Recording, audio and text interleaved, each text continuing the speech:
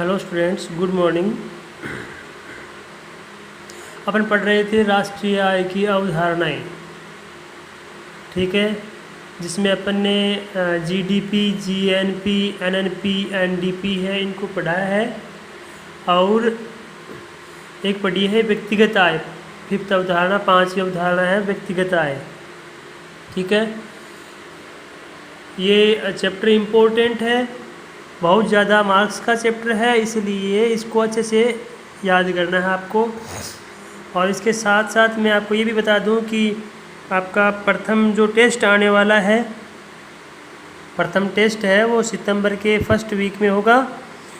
तो उस टेस्ट में जो आपका सिलेबस रहेगा वो मांग वाली जो यूनिट है ना, पूरी 2 चैप्टर हैं, जिसमें एक तो मांग की अवधारणा और एक है मांग की लोच।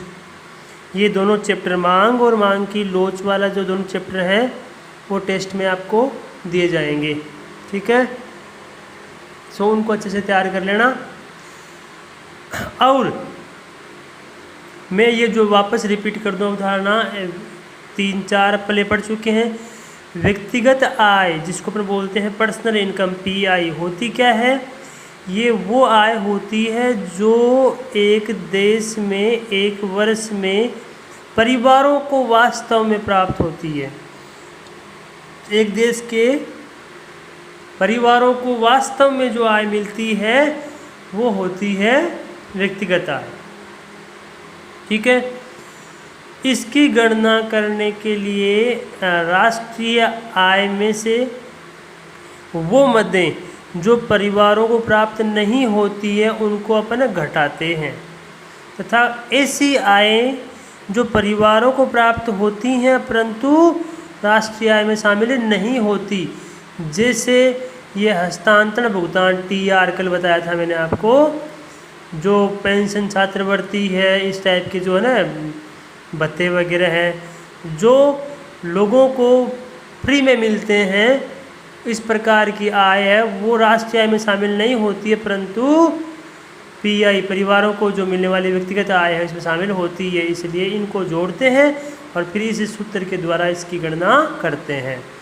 तो मैं सब चीज़ों की परिभाषा और फॉर्मूले हैं वो नोट्स के थ्रू आपको बता दूंगा, दिखा भी दूंगा। कॉपी लगा रहा हूँ साथ में आज नोट्स की। और जो 1-2 अवधारणाएँ और बची हैं उनके बारे में आपको भी बता देता हूँ। एक अवधारणा है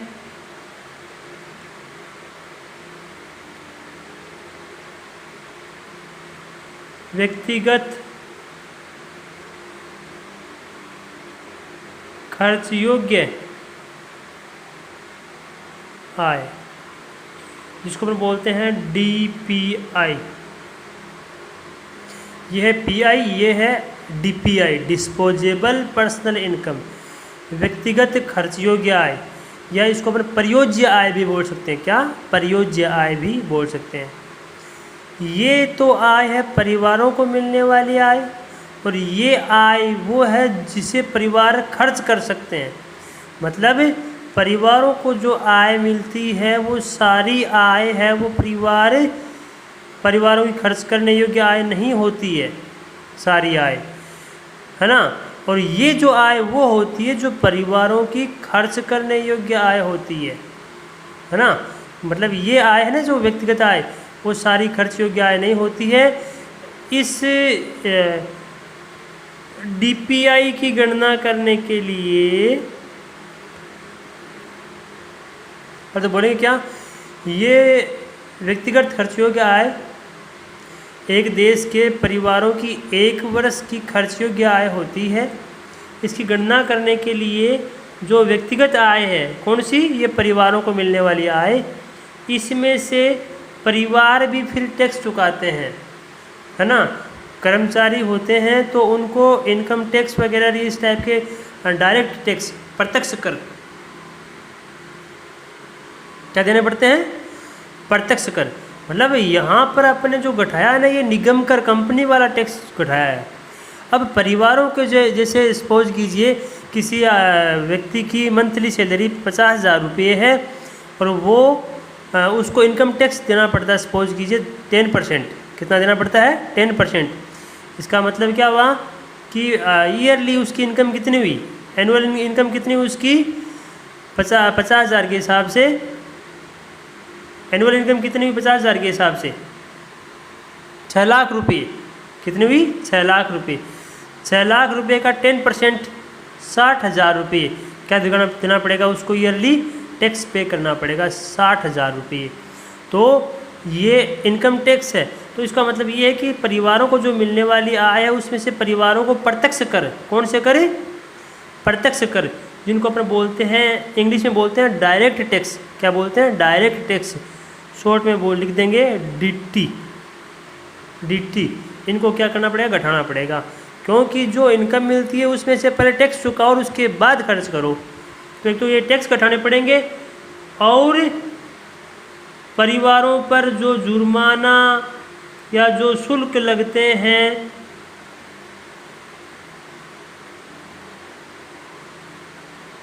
आदि, इनको भी क्या करना पड़ेगा, घटाना पड़ेगा।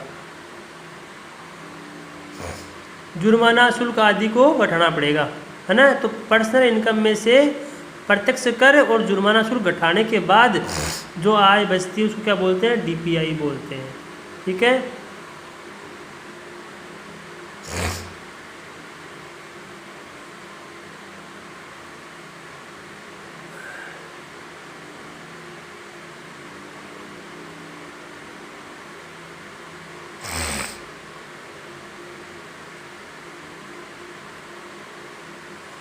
प्रति व्यक्ति आय, पीसीआई, पर कैपिटा इनकम बोलते हैं इसको, प्रति व्यक्ति आय। और ये इम्पोर्टेंट इसलिए है क्योंकि इसके द्वारा ही एक अर्थव्यवस्था में लोगों के जीवन स्तर का पता लगाया जाता है। प्रति व्यक्ति आय, एवरेज इनकम। जैसे एक जगह पर 10 आदमी मिलकर काम करते हैं और 10 आदमी मिलकर के 1,000 रुपये कमाते हैं। कितने कमाते हैं, 1,000 रुपये। तो प्रत्येक जना कितना कमा रहा है, प्रत्येक जना कमा रहा है 100 रुपये। कैसे निकाला 100 रुपये, 1,000 में 10 का भाग दे दिया। तो प्रति व्यक्ति आय कैसे निकालते हैं, पीसीआई बराबर जो देश की राष्ट्रीय आय, कुल आय है, उसमें देश की पॉपुलेशन का भाग दे देंगे। देश की पॉपुलेशन, पॉपुलेशन मतलब जनसंख्या, कुल आय है राष्ट्रीय आय में जनसंख्या का भाग दे देंगे, तो प्रति व्यक्ति आय है वो आ जाएगी पीसीआई। इसके आधार पर ये पता लगाते हैं कि भाई जैसे पीसीआई है वो कौन से देश की कितनी है, और इसके आधार पर ये पता चल जाता है कि कौन सा देश अमीर है और कौन सा देश गरीब है। मतलब किस देश में लोगों का जीवन स्तर ऊंचा है और किस देश में लोगों का जीवन स्तर काफ़ी निम्न है। इस पीसीआई के बेस पर गणना की जाती है इसकी। ठीक है, साथ ये अवधारणा हो गई। इसके अलावा एक दो अवधारणाएं और हैं। जैसे एक है निजी आय, जिसको हम बोलते हैं प्राइवेट इनकम। ये भी पीआई है। ये है पर्सनल इनकम और ये है प्राइवेट इनकम, निजी आय। निजी आय का मतलब क्या हुआ, एक देश में 2 सेक्टर काम करते हैं, public sector and private sector, सरकारी क्षेत्र, सार्वजनिक क्षेत्र और निजी क्षेत्र। तो जो निजी लोगों को आय मिलती है एक साल में, एक देश के लोगों को, निजी लोगों को जो आय मिलती है वो कहलाएगी निजी आय।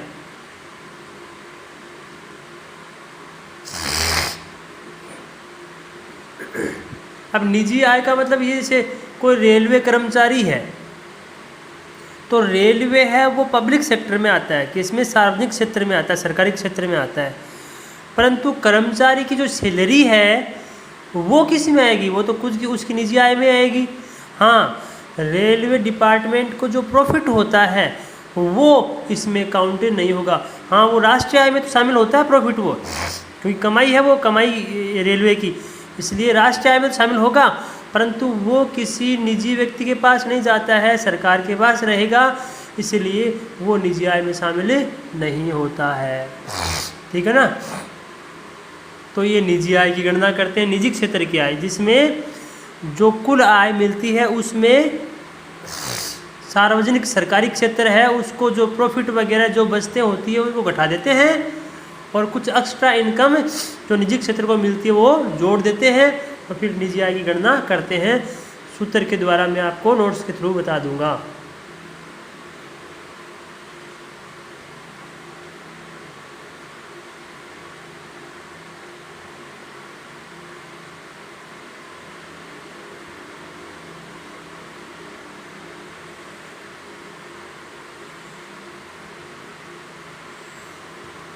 ये है NDI, national disposable income. National disposable income, इसमें राष्ट्रीय आय तो पूरी शामिल होती है, साथ में सरकार जो टैक्स वगैरह लगाती है वो भी सब शामिल हो जाते हैं। साथ में अपने देश को बाहर से कोई दान चंदा जो उपहार वगैरह मिलते हैं मतलब विदेशों से, वो भी शामिल कर देते हैं। मतलब एक साल में कुल कितना अपने पास पैसा अपने देश के पास आया है, अब उसमें राष्ट्रीय आय है, सरकार को मिलने वाली टैक्स वगैरह की आय है, सब जोड़ जाड़ करके इसकी गणना करते हैं, किसकी? राष्ट्रीय खर्च योग्य आय की। और इसके बेस पर एक देश की वित्तीय स्थिति का पता चलता है इस राष्ट्रीय खर्च योग्य आय से, कि एक देश में कितना का पुदीना है उसका पता चलता है राष्ट्रीय खर्च योग्य आय से। और ये जो सारी अवधारणाएं हैं इनकी गणना एक वर्ष के आधार पर ही होती है। ठीक है, तो ये लास्ट में जो आपको छोटी मोटी बताई हैं ये तो कोई विशेष नहीं है, बाकी आपको ये शुरुआत वाली चार और इनके भी मतलब कम से कम 6 नंबर का क्वेश्चन बनता है, तो आपको 6 अवधारणाएं आपको इनको अच्छे से याद करनी होंगी, ये ध्यान रखिए। सो नोट्स के थ्रू आपको इनकी लैंग्वेज भी बता रहा हूँ मैं, वो देखिए अभी परिभाषाएं भी है उसमें, और देखिए अब तो सबसे पहले तो मैं आपको राष्ट्रीय आय की जो विशेषताएं हैं वो वापस रिपीट कर देता हूँ एक बार। देखिए, फर्स्ट है कि राष्ट्रीय आय का संबंध एक देश की अर्थव्यवस्था से होता है, मतलब एक देश पूरे देश की इनकम ज्ञात की जाती है राष्ट्रीय आय के थ्रू। सेकंड है राष्ट्रीय आय के मापन की अवधि सामान्यतः 1 वर्ष की होती है। थर्ड है राष्ट्रीय आय एक देश के सामान्य निवासियों की अर्जित आय होती है, इसमें गैर निवासियों की आय को शामिल नहीं करते, मतलब एक देश के जो नागरिक हैं उनकी आय को ही शामिल करते हैं, विदेशी लोगों की इनकम शामिल नहीं होती है।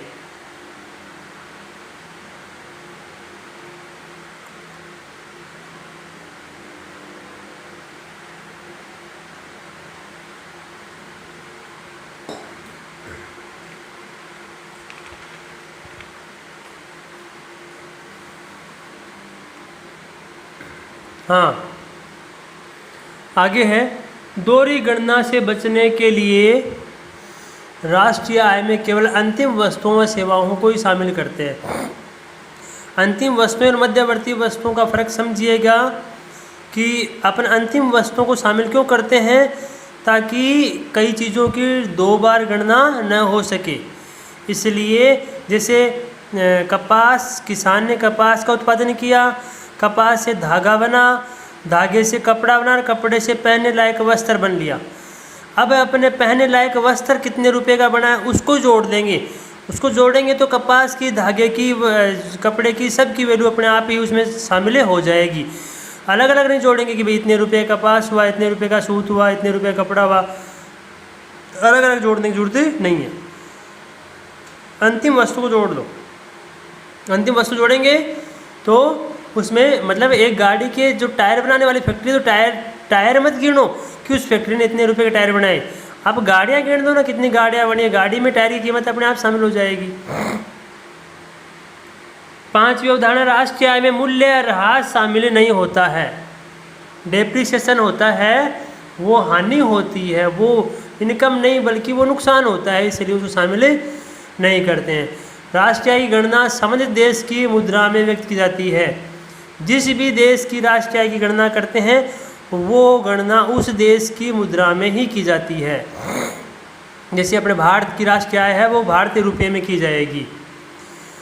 अगली है राष्ट्रीय आय एक प्रवाह अवधारणा होती है। प्रवाह है और स्टॉक और प्रवाह का अंतर समझिए। स्टॉक वो होता है जिसका अध्ययन समय बिंदु पर किया जाए, और प्रवाह वो होता है जिसका अध्ययन समय अवधि के आधार पर होता है। तो राष्ट्रीय आय तो एक वर्ष के आधार पर गणना की जाती है, समयावधि शामिल होगी ना, इसलिए राष्ट्रीय आय क्या है कि प्रवाह अवधारणा है। अगली है, राष्ट्रीय आय में उत्पादक आर्थिक क्रियाओं को शामिल करते हैं, अनुत्पादक क्रियाओं को नहीं। मतलब ऐसे कार्य, आर्थिक कार्य, उत्पादन कार्य हैं उनको ही शामिल करेंगे, अनुत्पादक कार्यों को नहीं। जैसे मैं समाज सेवा करता हूँ अगर, तो वो राष्ट्रीय आय में शामिल नहीं होगा क्योंकि उत्पादक कार्य नहीं है। एक टैक्सी वाला अपनी टैक्सी चलाता है, वो पैसे कमाता है, वो उत्पादक क्रिया है। परंतु मैं क्या करता हूँ कि धर्म पुण्य कमाने के लिए जो अपने मोहल्ले के या कोई गांव के बुजुर्ग हैं उनको तीर्थ यात्रा करवाता हूँ फ्री में, तो ये उत्पादन क्रिया नहीं है। टैक्सी चलाने वाला टैक्सी चला रहा है ना, वो उत्पादन क्रिया है, परंतु मेरे में ये जो काम कर रहा हूँ वो उत्पादन क्रिया नहीं है। समझे आप मेरी बात को? इसलिए राष्ट्रीय आय में उत्पादक आर्थिक क्रियाएं, कोई चोरी डकैती या गलत कार्य हैं उनको भी शामिल नहीं करते हैं। अब अवधारणाएं, तो सबसे पहली है बाजार मूल्यों पर सकल घरेलू उत्पादन, जीडीपी मार्केट प्राइस पर। परिभाषा क्या होगी? एक देश की घरेलू सीमाओं के अंदर एक वर्ष की अवधि में उत्पादित समस्त अंतिम वस्तुओं व सेवाओं का, अब यहाँ पर ये वर्ड जोड़ देंगे क्या? बाजार मूल्यों पर। किस भाव पर जोड़ेंगे? बाजार मूल्यों पर सकल मौद्रिक योग, सकल का मतलब कुल मुद्रा में योग है वो जीडीपी एमपी कहलाता है। फॉर्मूला बताया वही आपको, C+I+G, उपभोग व्यय, निवेश व्यय, सरकारी व्यय, शुद्ध निर्यात व्यय। उपभोग व्यय, निवेश व्यय, सरकारी व्यय, शुद्ध निर्यात व्यय, इनको जोड़ेंगे पूरे देश के तो जीडीपी की गणना हो जाएगी। और ये जो जीडीपी गणना है तो अपने व्ययों को जोड़कर कर रहे हैं ना, इसलिए व्यय होते हैं वो मार्केट प्राइस के आधार पर ही होते हैं, इसलिए एमपी की गणना कर रहे हैं। साधन लागत प्राइस जो जीडीपी उसकी गणना करने के लिए क्या करेंगे? जो मार्केट प्राइस है उसमें से निवल अप्रत्यक्ष कर एनआईटी क्या होता है पीछे वाले चैप्टर में वापस देख लेना, उसको घटाना पड़ता है। जीडीपी एफसी बराबर जीडीपी एमपी माइनस एनआईटी। ठीक है, अब ये तो हो गया एक कंसेप्ट जीडीपी का, एफसी और एमपी का। एक कंसेप्ट और है जीडीपी का जो मैं आपको अभी बता रहा हूँ। देखिए,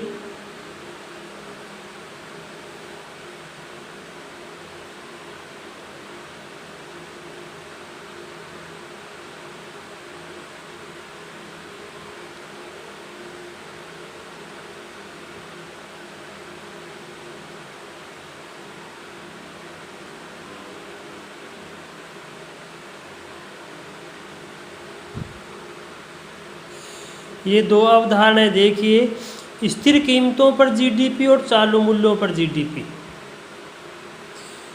दरअसल हर साल कीमतों में उतार चढ़ाव आते रहते हैं, किसी साल कीमतें बहुत ज़्यादा बढ़ जाती हैं, किसी साल कीमतें बहुत ज़्यादा गिर जाती हैं। जैसे अभी पेट्रोल के भाव हैं वो अभी 90 रुपये लीटर के आसपास जा रहे हैं, परंतु क्या वो हमेशा ऐसे थोड़े रहते हैं, कई बार ऊपर कई बार नीचे। वैसे ही वस्तुओं की कीमतें भी कई बार ऊपर कई बार नीचे। ठीक है, तो अब आज के भाव पर, आज जो रेट है उस रेट पर जीडीपी निकालते हैं, उसको तो बोलते हैं चालू मूल्यों पर जीडीपी हैं। आज जो रेट है उसके आधार पर अगर न, आज जो रेट है मतलब वर्तमान वर्ष की उत्पादन की गणना वर्तमान कीमतों पर की जाती है, तब वो है चालू मूल्यों पर जीडीपी। और अपन आज वाली कीमतों को सही नहीं माने और अपन सोचें कि भाई पिछले 10 सालों में सबसे जो सही कीमत थी वो थी 2015 में। एक सपोज कीजिए कि अपन अनुमान लगाते हैं कि पिछले 10 सालों में जो सबसे उचित कीमतें रही हैं वो रही हैं 2015 में। 2015 में न तो कोई महंगाई बढ़ी थी और न ही कोई कीमतों में बहुत ज़्यादा गिरावट हुई थी। उसकी वो कीमतें क्या मान लें? सही मान लें। 2015 के भाव क्या मान लें? सही मान लें। तो आज वाले उत्पादन की गणना यदि इस भाव पर, कौन से भाव पर? 2015 के भाव पर निकाले ना, उत्पादन तो आज का है और रेटें कब की हो? 2015 की, तब वो कहलाएगी स्थिर कीमतों पर जीडीपी। और आज के उत्पादन की आज के मूल्यों पर रेट जीडीपी गणना करें तो वो है चालू मूल्यों पर जीडीपी। तो ये जो स्थिर कीमतों पर निकालें, ये तो है वास्तविक जीडीपी, और ये चालू मूल्यों पर निकालते हैं, इसको अपन बोलते हैं मौद्रिक जीडीपी। स्थिर कीमतों पर वास्तविक जीडीपी और चालू मूल्यों पर क्या निकालेंगे, मौद्रिक जीडीपी बोलते हैं। स्थिर कीमतों पर, और स्थिर कीमतें मतलब पहले के साल की, जो पहले कोई पुराने साल, किसी साल को अच्छा साल मान करके उसकी रेटों पर आज के उत्पादन की गणना करते हैं, वो तो है स्थिर कीमतों पर। और आज के मूल्यों पर आज के उत्पादन की गणना करते हैं, वो है। अब इसको एक एग्जाम्पल और समझाऊं मैं, जैसे इसी चीज़ को कैसे है।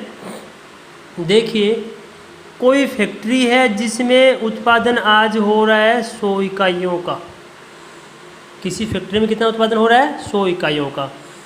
2015 और अभी चल रहा है 2020। 2015 में इस फैक्ट्री के जो उत्पादन है उसकी कीमत थी 40 रुपया, और 2020 में इसके उत्पादन की कीमत है 60 रुपया। ठीक है, तो अगर अपन 40 के भाव से अगर उत्पादन की गणना करें तब तो ये 4000 का माल हो गया। अगर 60 के भाव से उत्पादन की गणना करें तब ये हो गया 6000 का माल। ये तो है स्थिर कीमतों पर, और ये है चालू कीमतों पर, है ना। 2015 के भाव से निकाल रहे हैं वो तो स्थिर कीमतों पर, और आज के भाव से निकाल रहे हैं वो चालू कीमतों पर। ये है वास्तविक जीडीपी, ये है मौद्रिक जीडीपी। इसमें 2000 रुपये आपको बेसी दिखाई दे रहे हैं ना, कि भाई आज के भाव पर 2000 बेसी, परंतु वास्तव में 2000 रुपये बेसी किस वजह से दिखाई दे रहे हैं, इसकी वजह से। किसकी वजह से, इसकी वजह से, है ना, कीमतों में वृद्धि की वजह से। तो ये 2000 रुपये महंगाई बढ़ी है, उत्पादन नहीं बढ़ा बल्कि महंगाई बढ़ी है। वास्तव में उत्पादन कितने का है, 4000 का ही है, 2000 रुपये महंगाई बढ़ गई है, इसीलिए 6000 का है। तो ये मौद्रिक जीडीपी है, और ये क्या है, वास्तविक जीडीपी।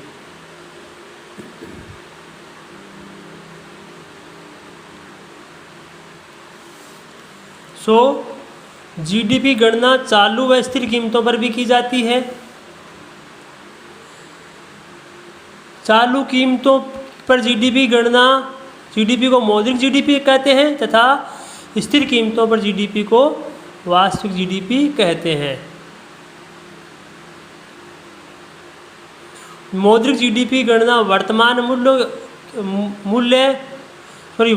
उत्पादन के चालू मूल्यों पर की जाती है, तथा वास्तविक जीडीपी गणना वर्तमान उत्पादन के आधार वर्ष, जिस वर्ष को अपन सही मानते हैं ना कि कीमतें सही रही थी, उसको आधार वर्ष बोलते हैं, तो आधार वर्ष की कीमतों पर की जाती है।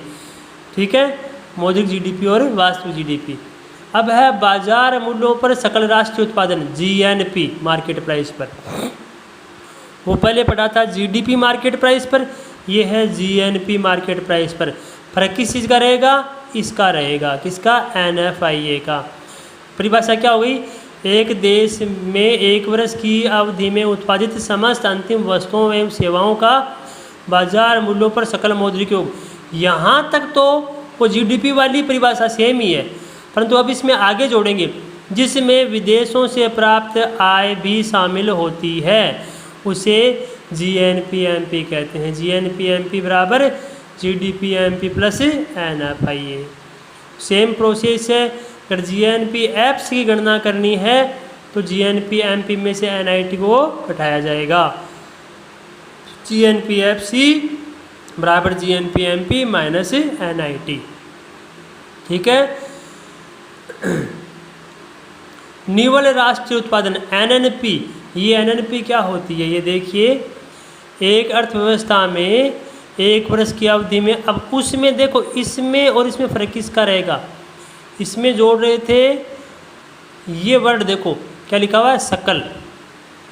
सकल का मतलब सकल में मूल्यह्रास शामिल होता है, और ये है निवल, इसमें क्या आएगा, निवल, वो है सकल मौद्रिक योग, और ये क्या है, निवल मौद्रिक योग। और कोई फर्क नहीं है दोनों में, इसमें और इसमें और कोई फर्क नहीं है, सकल का और निवल का ही फर्क है। सकल में मूल्यह्रास शामिल होता है और निवल में मूल्यह्रास शामिल नहीं होता है। तो एक अर्थव्यवस्था में 1 वर्ष की अवधि में उत्पादित समस्त अंतिम वस्तुओं और सेवाओं का निवल मौद्रिक योग, जिसमें NFI भी शामिल होती है, उसे NNP कहते हैं। NNP में मूल्यह्रास शामिल नहीं होता है। गणना कैसे करेंगे NNP MP की मार्केट प्राइस पर? तो GNP MP थी, उसमें से क्या घटा देंगे? डेप्रिसिएशन घटा देंगे। और FC की गणना करनी है NNP FC की, तो जो NNP MP निकाली थी उसमें से NIT लेस कर देंगे। ये सिस्टम है, इनको आप कल वाला जो चैप्टर है उसको वापस रिपीट करके देख लेना अच्छे से, कल परसों वाले, फिर आपके बहुत जैसे समझ में आ जाएंगे। और ये जो NNP FC है, यही वास्तव में राष्ट्रीय आय होती है एक देश की। साधन लागत पर निवल राष्ट्रीय उत्पादन NNP FC है, वो ही एक देश की वास्तविक राष्ट्रीय आय होती है। ठीक है। अब है बाजार मूल्यों पर निवल घरेलू उत्पाद NDP MP, net domestic production at market price. वो था GDP MP और ये है NDP MP। एक ही चीज़ का फर्क है, उसके शुरुआत में G था मतलब ग्रोस था, इसके शुरुआत में N है मतलब नेट है। ग्रोस में मूल्यह्रास शामिल होता है, इसमें नहीं होता है। तो इसमें वो सेम परिभाषा है GDP वाली, ये GDP की परिभाषा है। इसमें क्या, एक देश की घरेलू सीमाओं में 1 वर्ष के अंदर उत्पादित समस्त अंतिम वस्तुओं और सेवाओं का बाजार मूल्यों पर, ये वर्ड देखो सकल, इसमें क्या है सकल है, और वो जो अपना NDP पढ़ेंगे उसमें यहाँ पर सकल की बजाय क्या जाएगा, निवल आ जाएगा, बाकी सेम है। एक देश की घरेलू सीमाओं में 1 वर्ष की अवधि में उत्पादित समस्त अंतिम वस्तुओं और सेवाओं का बाजार मूल्यों पर निवल मौद्रिक योग NDP MP कहलाता है। NDP MP गणना GDP में से डेप्रिसिएशन लेस कर दो, है ना, ये शुद्ध है। वो GDP क्या होता है, सकल होता है। सकल में डेप्रिसिएशन शामिल होता है परंतु शुद्ध में शामिल नहीं होता है। या फिर अपन को NDP MP गणना करनी है किससे, NNP MP से। तो NNP MP में NFI शामिल होती है परंतु ये डोमेस्टिक है, इसमें NFI क्या कर देंगे, घटा देंगे। तो NNP MP से ये NDP निकल जाएगी। अगर GNP MP से निकालनी है किसकी गणना, NDP की, तो पहले तो कह रहे हो एक तो G को चेंज करना है N में, तो डेप्रिसिएशन लेस कर दो, फिर N को चेंज करना है D में, तो NFI लेस कर दो, फिर NDP MP बन जाएगी। NDP MP से NDP FC गणना हेतु NIT को घटाया जाता है। वो जो सेम प्रोसेस जो दूसरा में आती है ये, वो सेम प्रोसेस यहाँ पर भी रहेगी। ठीक है। निजी आय, निजी आय एक देश में निजी क्षेत्र को 1 वर्ष में प्राप्त होने वाली आय होती है। इसकी गणना के लिए राष्ट्रीय आय में से सरकारी उद्यमों, सरकारी जो उद्यम हैं उनकी आय, गैर विभागीय बचतें, सामाजिक सुरक्षा संस्थान आदि को घटाते हैं। मतलब ये है ना, वो निजी व्यक्तियों को नहीं मिलते हैं, उनको घटाते हैं। तथा हस्तांतरण भुगतान, राष्ट्रीय ऋणों पर ब्याज, उपहार, अप्रत्याशित लाभ आदि को जोड़ देते हैं। तो क्या आ जाएगी, निजी आय आ जाएगी। फॉर्मूला है निजी आय बराबर प्राइवेट इनकम बराबर NNP FC, वो जो राष्ट्रीय आय है वो तो होती है, साथ में हस्तांतरण भुगतान, राष्ट्रीय ऋणों पर ब्याज, ये जोड़ देते हैं। सामाजिक सुरक्षा संस्थान, सार्वजनिक उपक्रमों की बचतें, ये घटा देते हैं। तो क्या आ जाएगी, निजी आय आ जाएगी। दूसरा फॉर्मूला है निजी क्षेत्र को घरेलू उत्पादन से प्राप्त आय प्लस राष्ट्रीय ऋणों पर ब्याज प्लस विदेशों से प्राप्त आय प्लस सरकार से प्राप्त हस्तांतरण भुगतान प्लस विदेशों से प्राप्त अन्य हस्तांतरण। अन्य निवल अंतरण का मतलब क्या हुआ, विदेशों से अपने को जो फ्री में मिलता है वो, तो उनको मतलब इनको जोड़ देंगे तो निजी आय आ जाएगी। ठीक है। आज अभी मैं इतना ही बता रहा हूँ, नोट्स की कॉपी लगा रहा हूँ, टेस्ट के बारे में बता ही दिया, आप पढ़ लेना और इसको नोट्स को भी नोट कर लेना।